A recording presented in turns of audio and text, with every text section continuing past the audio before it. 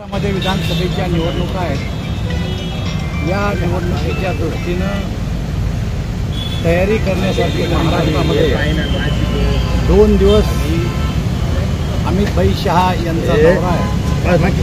काल नागपूर आणि संभाजीनगर, आज नाशिक आणि कोल्हापूर असे 2 दिवस भारतीय जनता पार्टीच्या प्रमुख कार्यकर्त्यांसाठी दौरे आयोजित करण्यात आले होते।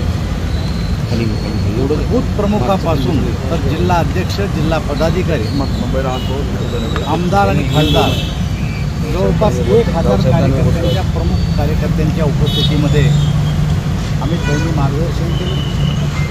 लोकसभेच्या निवडणुकीमध्ये जरी अपेक्षित यश मिळू शकलं नाही तरी विधानसभेच्या निवडणुकीमध्ये भारतीय जनता पार्टी आणि मित्रपक्ष म्हणून पुन्हा विधानसभेवर भगवा ध्वज फडकू असा संकल्प कालच्या बैठकीमध्ये सर्व कार्यकर्त्यांनी दिला आणि आम्ही मराठवाड्यात आणि विदर्भामध्ये अमित भाईंना शब्द दिला की पहिल्याहीपेक्षा जास्त जागा आम्ही महाराष्ट्रामध्ये जिंकू आणि त्यात मराठवाडा आणि विदर्भामध्ये या जागा जिंकू।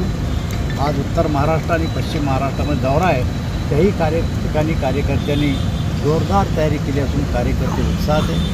रात्री आमची बैठक झाली, या ठिकाणी मुख्यमंत्री, दोन उपमुख्यमंत्री, अमित भाई आणि पार्टीचे नेते उपस्थित होते। जागा वाटपाचा प्रश्न तिन्ही पार्ट्यामध्ये समन्वयानं सोडवला जाईल।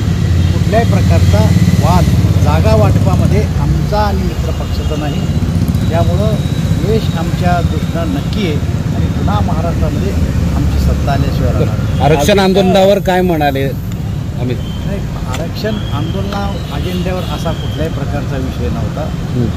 आरक्षण मराठा समाजाला दिलं पाहिजे ही पहिल्यापासूनची भारतीय जनता पार्टीची भूमिका आहे, परंतु शिवसेना, राष्ट्रवादी आणि अन्य पक्षाची दुटप्पी भूमिका आहे।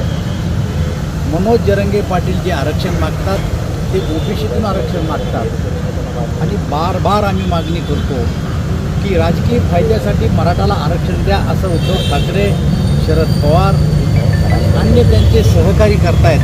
परंतु आमचं मत एक त्यांनी भूमिका स्पष्ट करावी की मराठा समाजाला आरक्षण देऊ अशी भूमिका शरद पवार, उद्धव ठाकरे यांनी जाहीर करावी। परंतु स्पष्ट भूमिका जाहीर न करता अस्पष्टपणानं बोलतात। मराठ्याला आरक्षण द्यायला पाहिजे असं शरद पवार म्हणाले, पण कोणाच्या आरक्षणाला धक्का न लागता द्यायला पाहिजे अशी त्यांची कालची परवाची भूमिका आहे आणि त्यामुळे ही भूमिका संदिग्ध आहे। भूमिका स्पष्ट करावी आणि जर ओबीसीतून आरक्षण देणार असेल तर तसं लेखी द्यावं जरंगे पाटलाला किंवा त्यांच्या जाहीरनाम्यामध्ये त्यांनी टाकावं अशी आमची मागणी। असं चर्चा अगदी चांगल्या वातावरणामध्ये झाली। जागा वाटपामध्ये भारतीय जनता पार्टी आणि मित्रपक्षामध्ये कुठल्याही प्रकारचा वाद नाही आहे आणि त्यामुळं लवकरच जागा वाटपाचा विषय संपेल आणि उमेदवारी जाहीर होतील। एकदम खुश होते, माझ्या हातात हात घेतला, आम्ही हस्तांदोलन केलं, एकमेकाच्या चेहऱ्याकडे बघून हसलो। अजित पवार कुठल्याही प्रकारची नाराज नव्हते। अजित पवारांची जवळीकता अधिक वाढू लागलेली आहे। हे बघा, शेवटी कौटुंबिक आणि राजकारण हे वेगळं हे त्यांनी दोघांनी स्पष्ट केलेलं आहे। जवळीकता म्हणजे कुठल्या कार्यक्रमाला जाणं म्हणजे जवळीकता वाढणं नाही आहे। दादा 150+ का भाजपची जी मागणी? बघा, भारतीय जनता पार्टी आणि आमच्या मित्र पक्षाचे जागा वाटप झाल्याच्या नंतर आम्ही आकडा जाहीर करू। पण तुम्ही किती म्हणताय? भाजपची काय भाजपचा आग्रह? आमचा आग्रह तर 288चा आहे। असं थोडं की आमचा आग्रह असला म्हणून तेवढ्या जागा आम्हाला मिळणार आहे। मुख्यमंत्री पदावर काहीच तुम्ही चिंता करू नका।